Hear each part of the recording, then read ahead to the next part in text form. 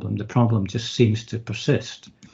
So what I really think about this is that the real problem is not in the practice. The real problem is how we think about feedback. And other people have said this, but what I'm going to argue today, I think, is a bit different from what other people are saying. So the problem is that when we think about feedback, so I keep pressing the wrong button. When we think about feedback, we tend to think about the comments that someone provides on students' work and how students will improve their work based on that comments or a dialogue with that person. But in reality, when people give students comments, whether it's in terms of written comments or a dialogue, the students need to generate internal feedback out of that comments. Teachers provide information, students are the generators of feedback. And I'm really trying to look at feedback through this lens of inner feedback. So my definition of inner feedback, through looking at it through this lens, is that inner feedback is the new knowledge that students generate when they compare their current knowledge and competence against some reference information guided by their goals. The students are the agents of their own learning to greater or lesser extent.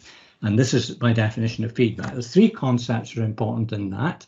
One is that all feedback is an internal process. It's generated internally from external information and from internal information.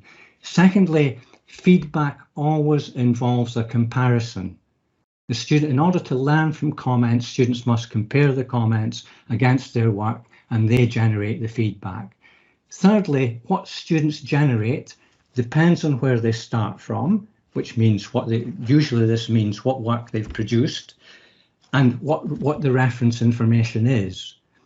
And usually that reference information is comments. But what I've been doing, I and my colleagues in Glasgow University and in other places around the world, have been researching what happens if we deliberately ask students to compare their work against information from sources other than comments, from in rubrics, in exemplars, in videos, in textbooks, information delivered in a lecture, in blogs, wikis, discussion, online or offline. And what I've actually found, and this surprised me initially, was that when I ask students to do this, they generate a greater variety of feedback than teachers provide as comments.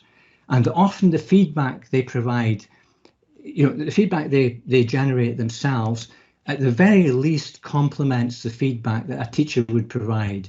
But under the right circumstances, students will generate better feedback than the comments they get from teachers. I'm not saying that teachers are not needed, and I'll come back to this point later, but a lot of the feedback that we're delivering can be generated in other ways and not through comments.